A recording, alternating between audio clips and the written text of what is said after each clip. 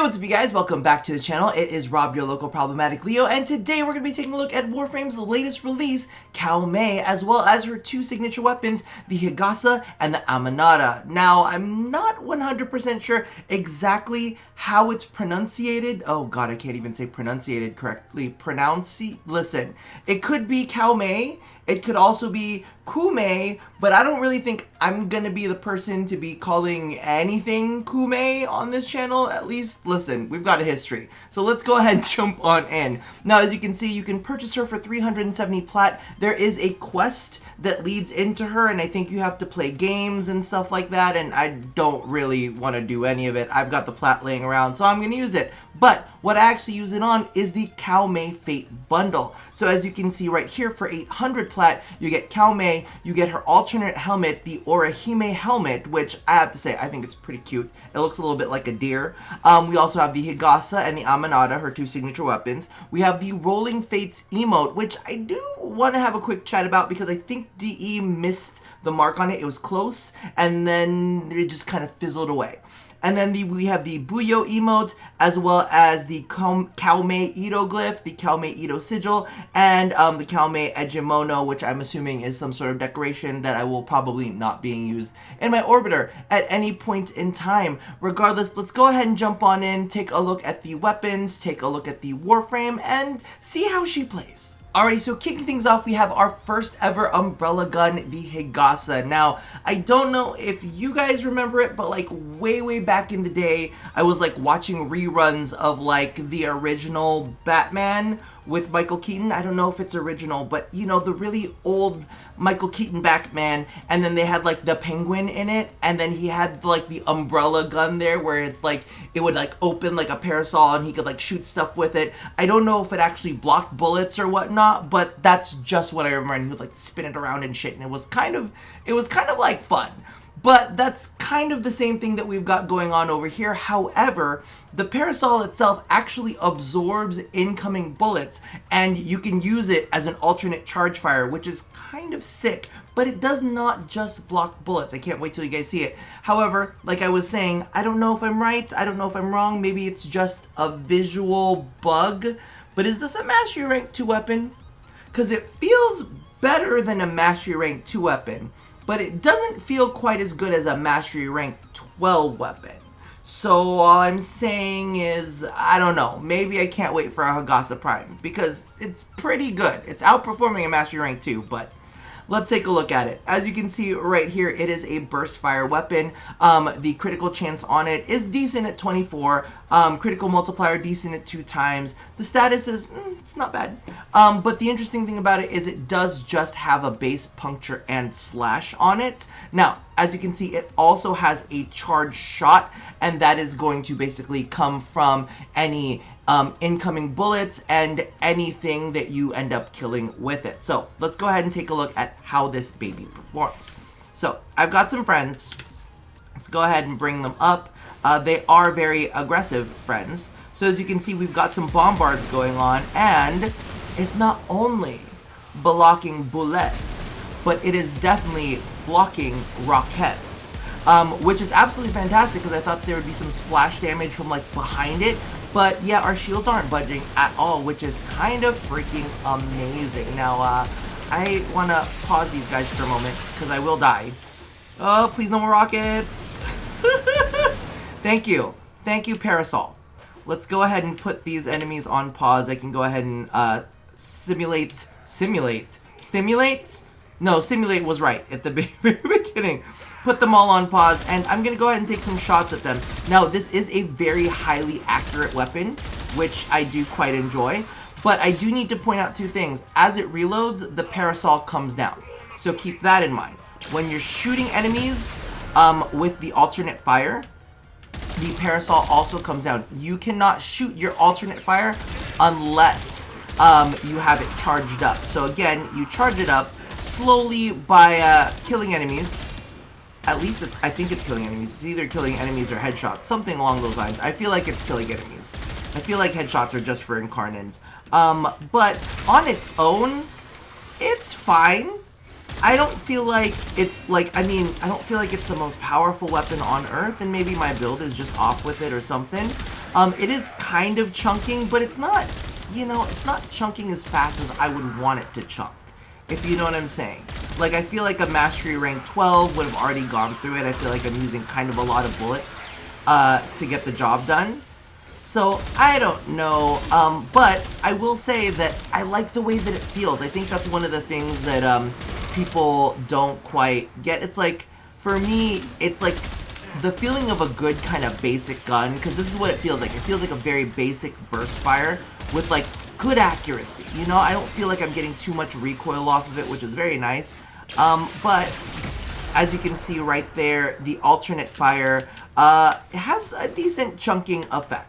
But just keep in mind that your parasol will come down. The protections from your parasol will come down when you are using the charge fire or the reload. So that's, and the other thing that bugs me about this is, why is the X a very like vertical X, but the parasol-y bit is much more horizontal? I feel like that bugs me a lot, and it should be the other way around. But also, why couldn't they have made it so that it was like a perfectly, you know, balanced X, and it was like a circle, like a normal umbrella, right? Am I crazy? Is it bugging anybody else? I don't know. Let's go ahead and take a look at the next weapon, which I'm gonna be honest with you, I have not played that much with, but it is also Mastery Rank 2, and it feels like it performs better than a Mastery Rank 2. I don't know. Maybe it's just me. So this is the Amanata. So this one, I believe, is a polearm, is what we call it here. And again, it's got a critical chance and critical multiplier of 24 and 2 times respectively. The status chance has gone up to 24%, which is definitely nice. And is there anything else to note of it? It does have this cool effect where basically every 30 hits, you'll get like a different buff from Koumei, or the Koumei blessings. And apparently you can roll a higher amount to get bigger buffs off of it. Let's go ahead and spawn some enemies. Oh, I did pause the AI, good. So, as you can see, when it first came up, it had, see, or is it just every time I make a hit? Is it every time that I make a hit off of it? I don't know, but I'm coming down to like, what did I just do? It's probably just ground finisher. I was like, what am I looking at over here? So, see, as you can see, now I'm empowered by all 5 Koumei blessings. And for the time being, oh, I'm getting this is kind of sexy. It's kind of sexy. But it does rotate every 30 hits, so you never know exactly what you're going to get out of it. But, I mean, I feel like it's better than a Mastery Rank 2 weapon. And now we have final critical chance. What is final critical chance? See, that's the thing. They need to have better descriptions for these things. I wish they had like a listing, and they probably do somewhere, but I'm probably not paying attention to it. What is... do they mean finisher critical chance? I don't know. But regardless, it seems to be like an okay weapon. It's not like the be-all end-all for me. It looks kind of nice. How about that? So we're going to leave the Amanata at feels nice, interesting bonus, looks really, really pretty. That's about the end of that. Anyway, let's go ahead and get to what you guys have been waiting for, which is definitely going to be Koumei. Now, we'll do a quick overview of her abilities, then we'll slowly jump into her entire kit one by one. So as you can see right now, the passive is every 60 seconds, one of Koumei's weapons will inflict random status effects for 60 seconds. So you can actually see that, and I guess we're going to go over it, down at the very bottom next to her dice. So as you level up, you'll gain more dice, but we'll talk about the dice later. Right there, you can actually see the timer, and that timer is telling you right now that it is my primary weapon that is getting the random status buff.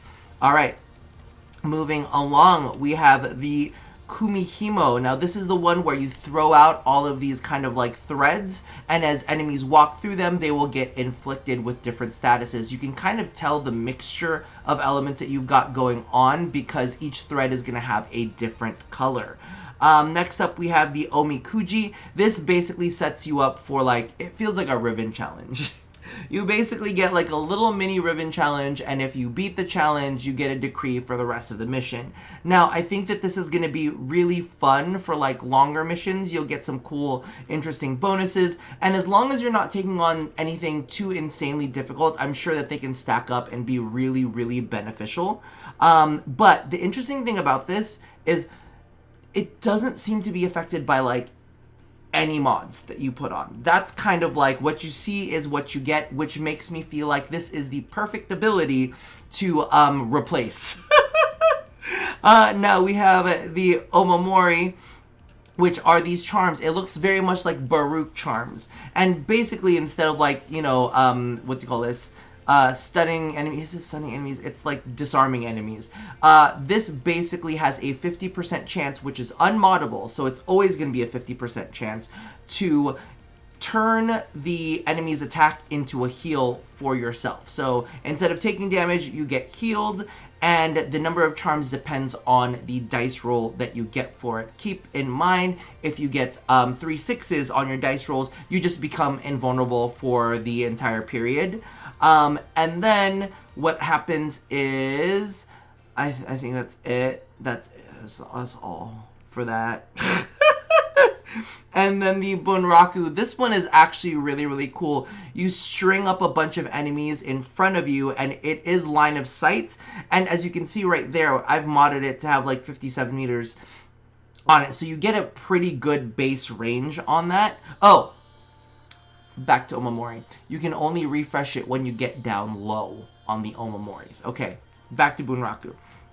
So you get a number of statuses inflicted on enemies from the Bunraku as they are being strung up, and the amount is multiplied by your dice roll. And this one is a very, very handy ability. There is a slight cooldown on that. So let's go ahead and take a look at all of her abilities in action. So let's start off with the first one, which is, I'm gonna forget the name. It is Koumei. So as you can see right now, it strings up all of these threads, and basically the threads just inflict a lot of statuses. Now, the build that I'm currently using, and maybe I should have showed you my build for the weapons as well, and we will, basically will, wait, the energy colors are not showing, because they were earlier. Hold on, that is very, very strange. Oh, there they go.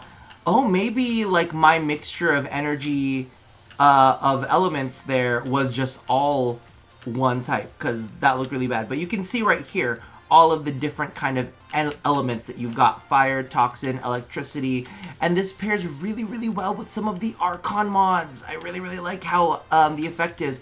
But you set up this little area, and I believe you can only have one area at a time. So if I go over here, I believe that one goes away. So just keep that in mind, that you will end up recasting this a lot. It is going to be one of your bread and butter abilities. Now, her next ability, which is basically the decree one, it is the Omikuji, and it's kill 15 enemies inflicted with the cold status. Huh? I don't want to do that, but I don't know. And see, this is why there's like a part of me that's like, I don't really know or care to do any of these decree things. I kind of just want to have, the abilities straight out of the gate. Just, you know, and a lot of the bonuses are random. And as many of you guys know, I don't necessarily love randomization. I kind of want things to just be things. So for me, it's not the greatest of abilities, but what you can do is you can actually get rid of it by holding down the button. So I've rejected the Omikuji. Now keep in mind, on that rejection, it does have a cooldown timer. Now, the more Omikujis you go through, you'll actually get a larger timer on each Omikuji. So it'll slowly increase throughout the mission because you're getting more and more decrees basically and getting more and more of these buffs. So I think it's DE's way of balancing it so that you're not getting insane amounts. So let's go ahead and try it again. And then I'm going to reject it again, and we're going to look at the timer. So now I think it went from like 6 seconds up to 9 seconds. So slowly but surely it's going to increase and increase over time, which let's one more time, just so you cast it, enemies while sliding, we could do that, but I'm going to reject it again. And it's gone up to 19. So look at that. Real quick, the timer is going higher and higher on that. But you keep the decrease for the rest of the mission. So if you are going to be going for an elongated period of time, that's actually not too bad. Now, I'm going to go ahead and make these people alive. But I don't think it's going to keep me alive for very long if I'm going to be keeping an eye out. If I'm going to be completely honest. I'm actually going to go this way. Are they going to fire on me? Maybe they will. Okay, I'm going to go ahead and cast my Omamori. So as you can see right now, I'm invincible. I got the... No, I'm not invincible. I got too excited. I was like, wait, why am I not taking any damage from the Omamori? Hold on. Okay. Omamori. There you go. Oh, I'm invincible for a little period after. And then as you can see, I just got healed by one of the Omamori. Come on. Okay, let's use the gun. So as you can see, so if the Omamori will not prevent you from being deaded, keep that in mind. It will just heal whatever damage you've taken. So while I think it's a pretty cool tool, I don't necessarily think it's like the be-all end-all for survivability. You will have to use things like your parasol, or you can mod in another ability. But, you know, it'll heal you if you're taking little bits of damage. Of course, I'm taking rockets to the face, so, you know, it doesn't really feel as good in that effect. But, you know, I figured you should be aware that that's how it works. Alrighty, so quick addendum by Future Rob in regards to Omamori, and it's mainly because of the fact that I only showed off how this like works with bombards, and I kind of wanted to give you guys a little bit more of a realistic view of how this works with a bunch of different types of weapons. So I just went ahead and picked the Grineer battle group over here. Still level 200. I'm gonna go ahead and recast it for the moment. So I'm just gonna go ahead and let them hit me a little bit, so you can kind of see how this works. Of course, I do have some shield gating going on, and I mean, if I'm just standing here like not doing anything, like Omamori's kind of doing stuff, but I mean, it is again a 50% chance to heal me. So it's one of those ones where we're like, okay, let's hope the 50% chance doesn't run out. See, we did get a little bit of a heal from Omamori there. Oh, see, it's not, like, again, it's not fantastic. It's not the worst thing in the history of things, but it's definitely not, like, I don't know. I don't feel like it's the best survivability tool out there unless you are specifically, like, rolling sixes and getting the invincibility from it. So for me, I feel like there's better invincibility out there. And look, I mean, I got healed for like 500-ish there. 54. No, that was just 54 because I think that's all 54. Oh, they're only healing me for 54 health? That's kind of icky. That's 109. I don't know. I'm just like, I'm not necessarily super duper excited about Omamori. And I'm almost thinking that depending on... Ooh, that wasn't good. It wasn't great. Let's just put it out there like that. Omamori, meh. Now, the last, and maybe I should actually go ahead and kind of like unpause the enemies and maybe not simulate, but I didn't know they started now. Okay. Let's try this again. So, the Bankai. Oh, Bunraku. Bunraku. There you go. Here. Just do that. It's going to string up these enemies. These ones are going to be a little buggy because they are the ones that I had up earlier. But basically, what you can do is just ignore the fact that any of that happened. I'm going to go ahead and spawn another batch. I'm going to kill all enemies. We're going to spawn another batch, and we're going to take a look at how this works. So even from here, I should be able to string up a bunch of these enemies. Oof, too many rockets. So as you can see, they are all inflicted with status effect, everything that my eyes can see, and they actually has a pretty decent duration. I mean, this is fantastic for anybody who may want to run like the Varuna ability with the status, you know, status effects, and they produce energy orbs. But I feel like it's just a really powerful control tool. You know, you're inflicting status effects, which is fantastic. You combine it with your own status effects to really just, you know, deplete enemies insanely for a good chunk of time. And your recast on it is, what, 3 seconds? So that is pretty crazy. So all in all, I think that she has a very strong kit. I feel like the real bread and butter is, of course, going to be her 1 and going to be her, 1 and her 4. Because, whoo, baby. It's quite powerful. And of course, this umbrella is just absolutely ridiculous. I love it. So that's what you're going to be mainly using for a majority. You need to stop. You need to stop. Sir, you need to stop.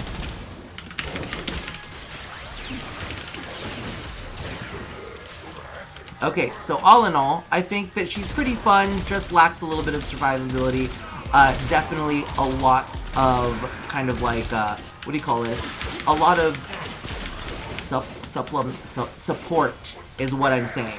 Support is what I want to say for this. But yeah, I like the kit. I just feel like the survivability is a little bit on the lower end of the spectrum during high level play. For the most part though, like legitimately, if you are just messing around, she should be able to survive a majority of things. So let's go ahead and take a look at the builds, starting with the Higasa. So as you can see right here, and again, I don't know if this is like the build. I needed Shred. Okay, so before anybody judges me, I needed Shred. And the reason that I needed Shred is it just fired way too slow for me. Everything else is pretty standard as far as I can see. I'm sure we can make some tweaks here and there, but overall, this is a pretty basic build. The only thing that I do have in that could be questionable, as I picked just the Shred. Going and moving into the Amanata, I don't really know if I actually paid attention. Oh, well, isn't that embarrassing? I may have forgotten something from this, which probably made it not look great.